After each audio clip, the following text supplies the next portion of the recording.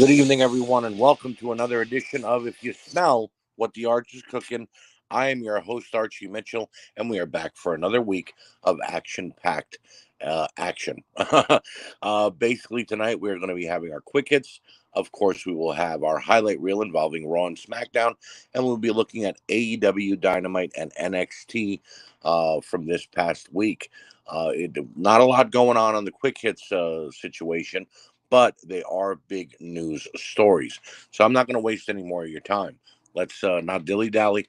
Let's go ahead and get right into our quick hits, ladies and gentlemen.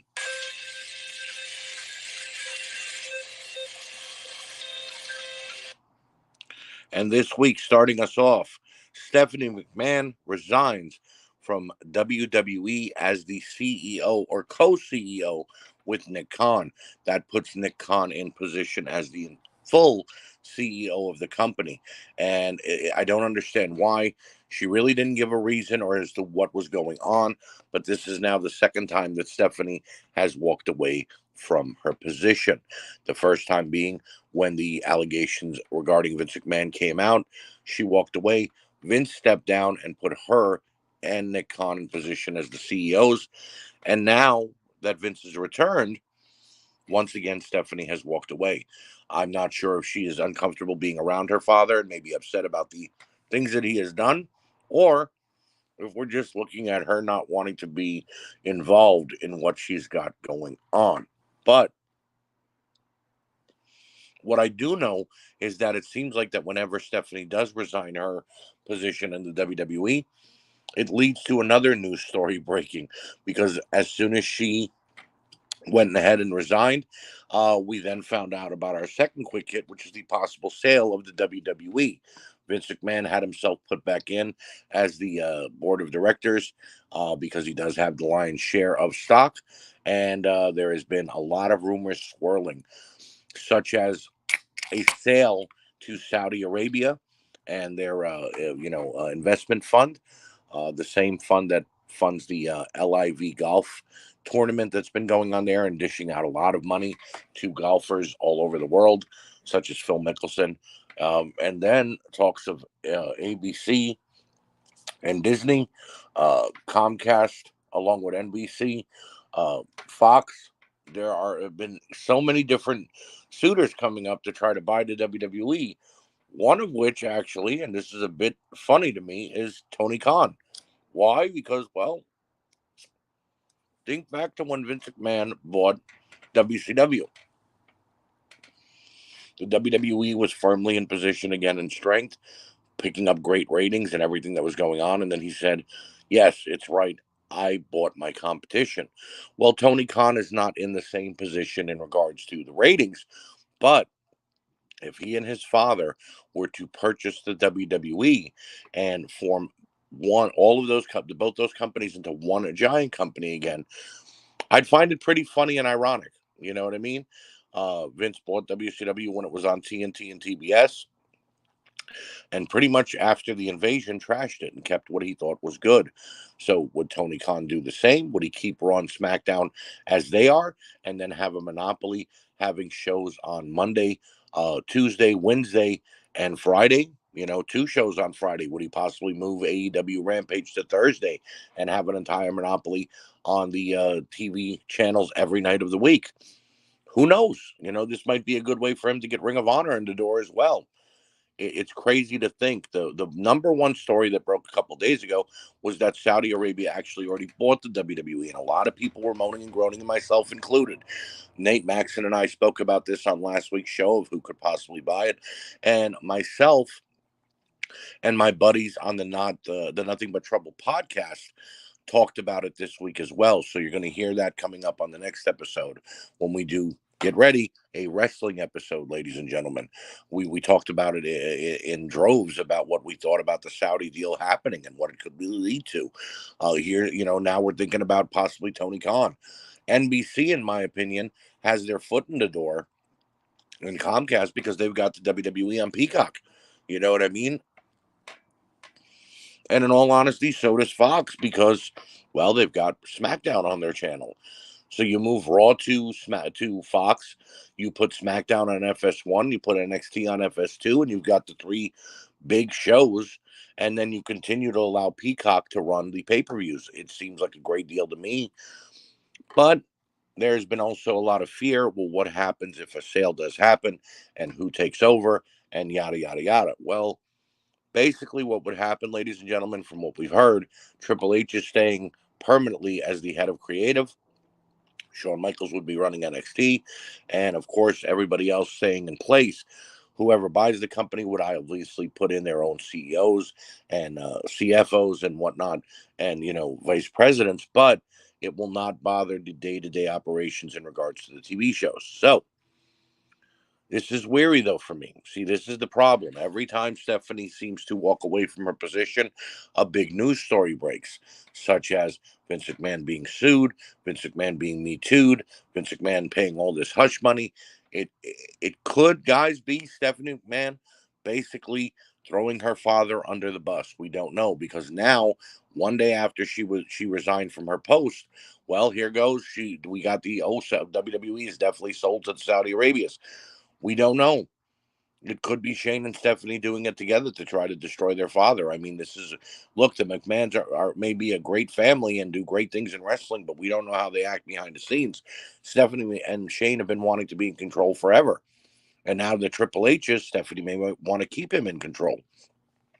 So it's pretty damn weird with everything going on in the wrestling world today to think about, well, could the McMahon family not be owning the WWE anymore and possibly just be in, positions that somebody else who's a higher up is putting them in?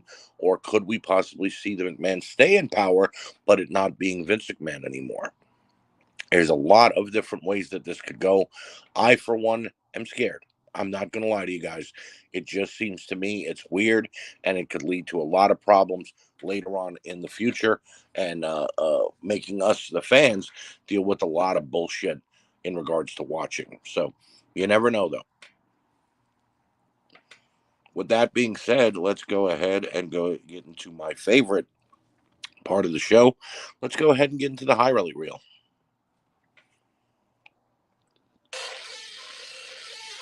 And just a reminder to continue to support WrestleNet Radio and all the great shows that it has on here, such as The Slice in Time, The Year That Was, the We Can't Wrestle podcast, and the Nothing But Trouble podcast, right here on WrestleNet Radio. And our first quick hit comes to us from Monday Night Raw. Alexa Bliss's promo and Uncle Howdy's appearance. Now, Alexa Bliss used to be dealing with the Fiend. She also became a very dark character and brought out the Lily Doll and started doing some supernatural things. We don't know if she's ever had dealings with Uncle Howdy before, because this is a new character. But I like that they are transitioning the Uncle Howdy character to be involved with more than just Bray Wyatt. You put him involved with Alexa Bliss. Maybe you put him involved with a couple of other superstars, and now you get that Wyatt Six, faction that we were thinking about and talking about for so long under the guise of Uncle Howdy. A lot of people have been wondering who Uncle Howdy is, saying that it's Bo Dallas, and I certainly think it is Bo Dallas in the mask. It just seems right. It makes sense. And I think it's great for the storyline. And Alexa Bliss did a great job of being strong and independent on the show. And then when Uncle Howdy came out, she turned into what looked like this shaking child. Number two, Seth Rollins and Austin Theory's promo battle, and then the return of Bobby Lashley. Rollins and Theory have been bringing out the absolute best in each other. They are definitely bright spots in Monday Night Raw, and seeing Bobby Lashley back was great.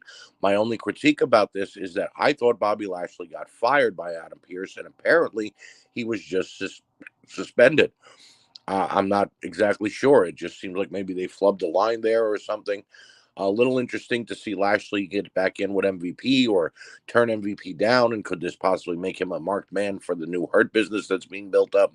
Never can tell. Dolph Ziggler versus Solo Sikoa was a banger of a match. Definitely one that I enjoyed. Ziggler is a constant professional and always putting people over, and Solo Sikoa has become one of my favorite rookies, dating back to his time in NXT last year and now what he's been doing on the main roster with the Bloodline. And finally, in the main event, the Tag Team Turmoil main event, we saw the return of the Hurt Business. We saw the Street Profits do a great job, and the Judgment Day stayed in the match the entire time.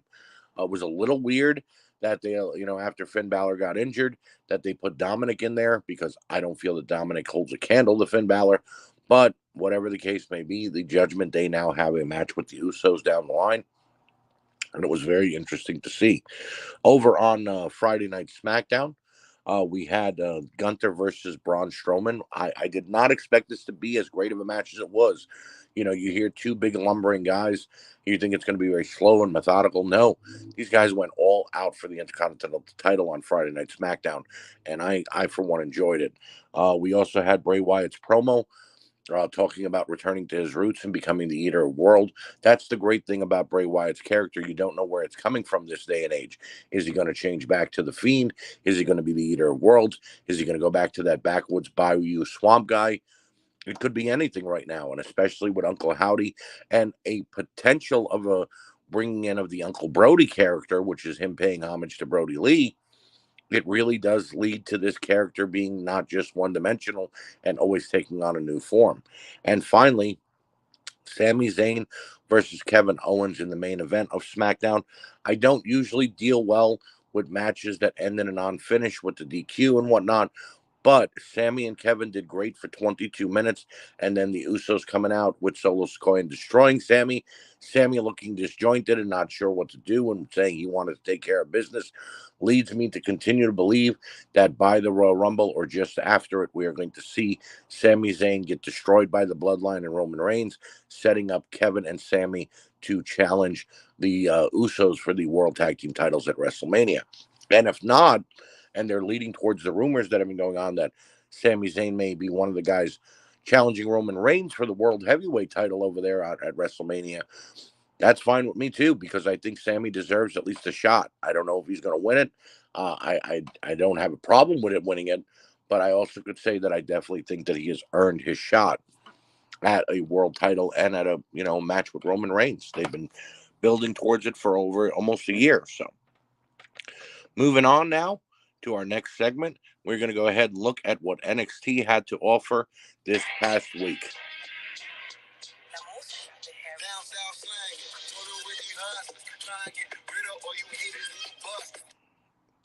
And this was one of those TV specials. It was named NXT New Year's Evil.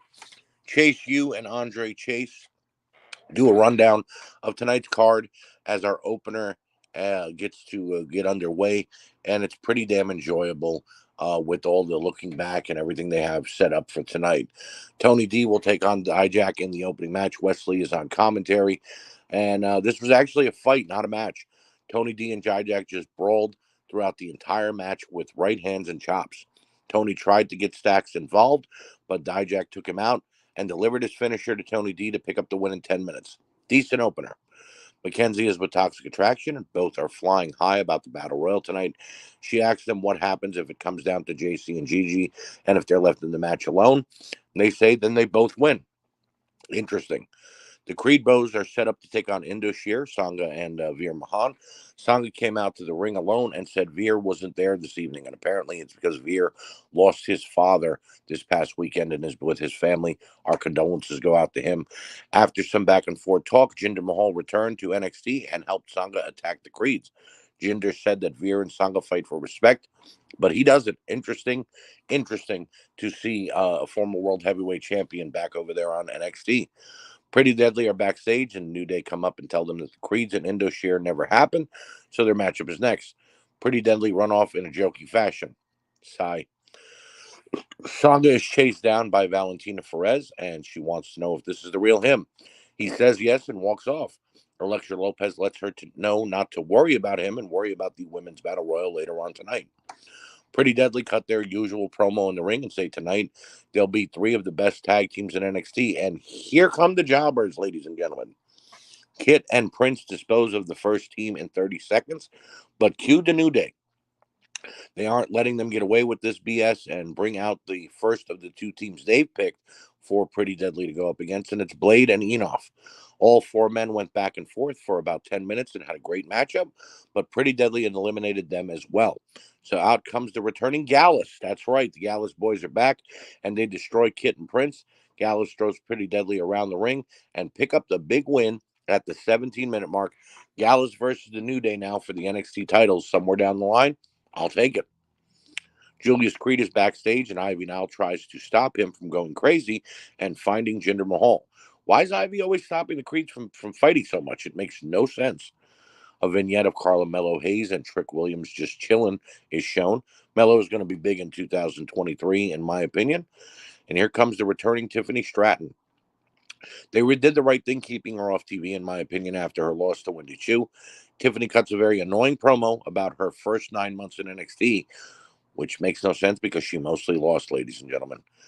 A fake paparazzi congratulates Katana and Carter on being the longest reigning women's tag team champions. I didn't know 5 months with only 3 title defenses was long. He also tries to talk to Tiffany Stratton, but she says no and walks off. Grayson Waller then took on Braun Breaker, and I don't know why this matchup is not the main event, but okay. Both men were having a great matchup with Waller making Breaker second guess himself and Breaker fighting hard to try and keep his opponent down. Waller was going for a second rope elbow, but the rope snapped and Waller fell to the floor. He got counted out, and Breaker gets the countout win in 13 minutes. What the fuck just happened? All that hype and pushing for a rope snap? A botch? Really?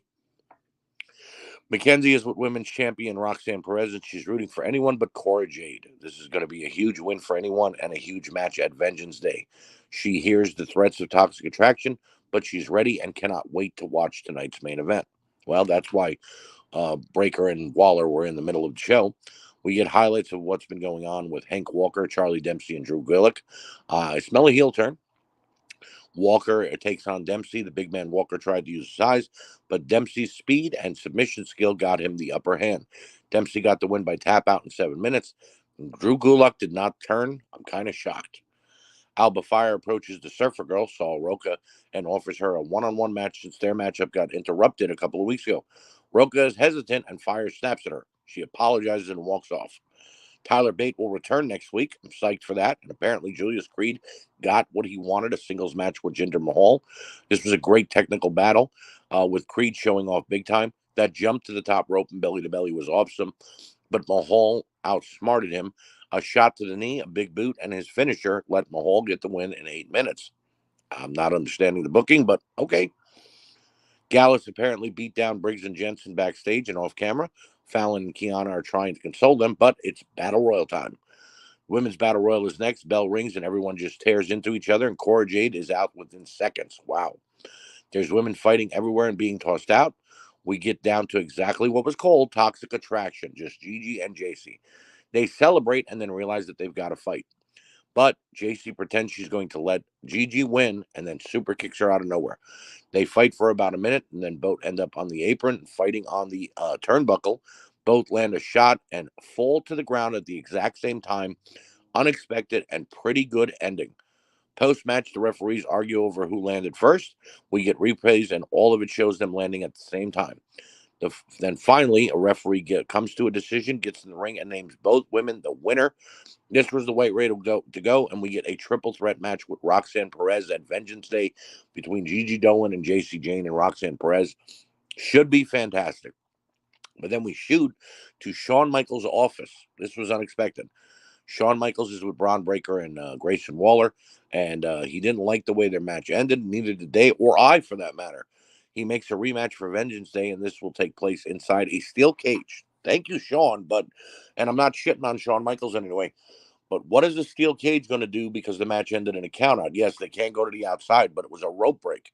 There was no interference. There was no problems. It was the rope snapping underneath Waller. I don't understand the booking again, but still, thank you, Shawn, for giving them another opportunity. There was some good and some bad tonight, which was what I was afraid of last week. But the ending to the Battle Royal and Shawn's announcement was great. I'm giving this episode a 3.5 like last week, but it was a 2.5 before the last 25 minutes. It was not doing well, ladies and gentlemen. So let's go ahead now that we've looked at NXT, and take a look at what AEW had to offer on this week's Dynamite.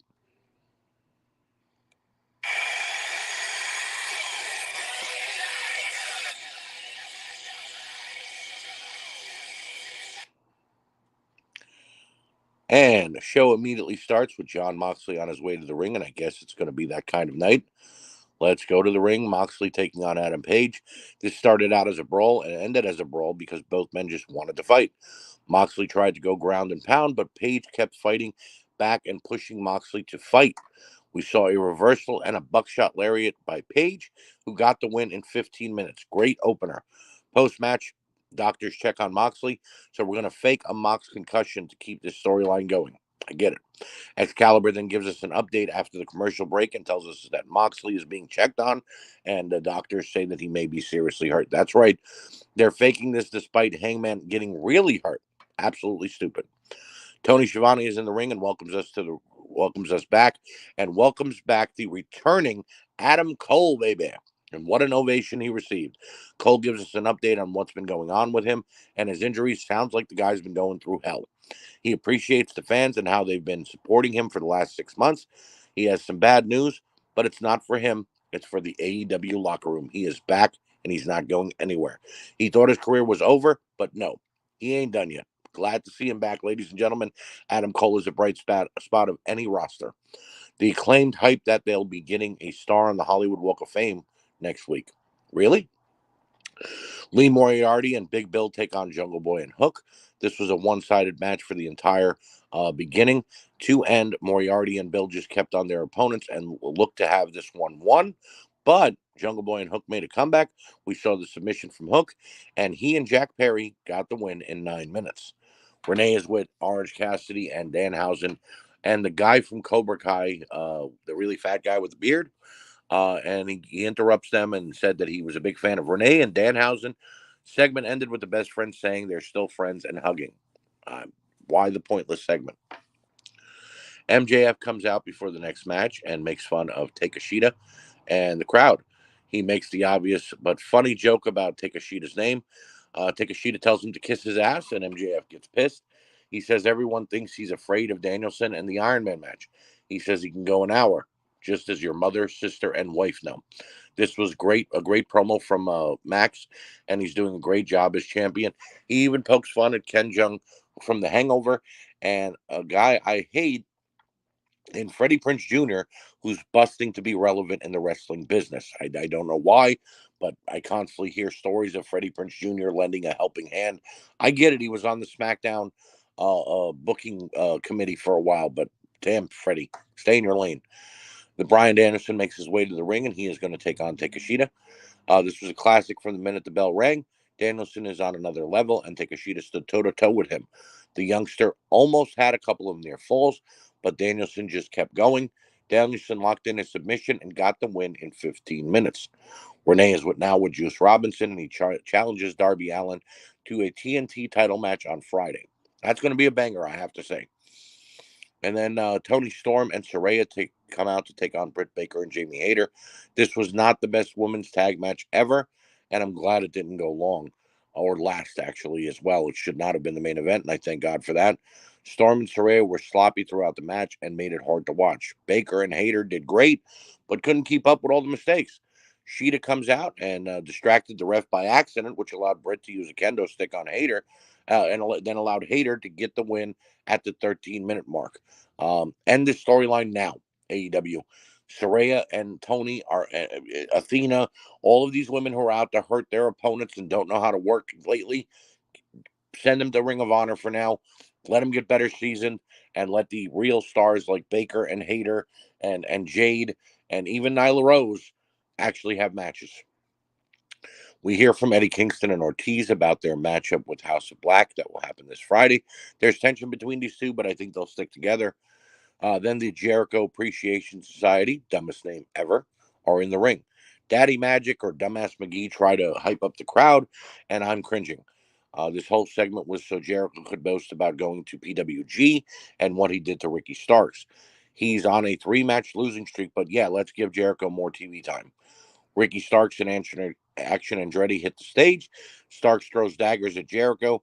Action Andretti makes fun of Sammy and Tay. Garcia yells, and the segment is going nowhere. I'm done. Time for the main event. And it is the Elite taking on Death Triangle. A true car crash from this one, but they only gave them 14 minutes. Action was everywhere, and the Bucks and Pac flew all over the arena. Penta got thrown through a table. Phoenix was down and out, and Omega took out Pac with double knees to the chest after he tried his red arrow from the top rope. And then Kenny began to climb. Kenny climbed up and grabbed the belts and gave his team their second Trios title win. Your winners and new AEW Trios champion, the Elite, which we knew was going to happen. We didn't need a best of 7 series to do this. We didn't need to tank the ratings every time they were in the main event. Should have just gave the belts back to the Elite immediately when they came back.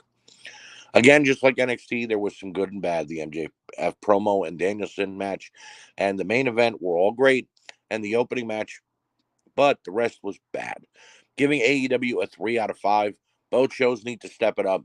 I can't continue to watch every week and give you guys compelling stories if it's always going to be this bad, ladies and gentlemen. Wrestling lately, there's been a lot more bad than there has been good. It just seems to me that everything is either rushed booking or way, way too overcomplicated. And I'm not enjoying it. This almost feels like a job lately. So I'm going to do my best to come back next week and give you the absolute best show that you deserve. But for right now, understand that until the product gets better, the show is going to be me bitching and moaning, as it has been in the past, and as it always has to be here and there. But if you want to hear a real good classic wrestling show where we talk about the Saudi Arabia show in the beginning and then talk about our favorite wrestlers from the past and the present and future, go ahead and check out the Nothing But Trouble podcast that will drop next week. And I promise you, you will not be disappointed. Thank you all for joining me. Continue to support the podcast, the WrestleNet Radio, and all the shows that are on it. Thank you guys so much. Have a great night. And I'll see you next time if you smell what the arch is cooking.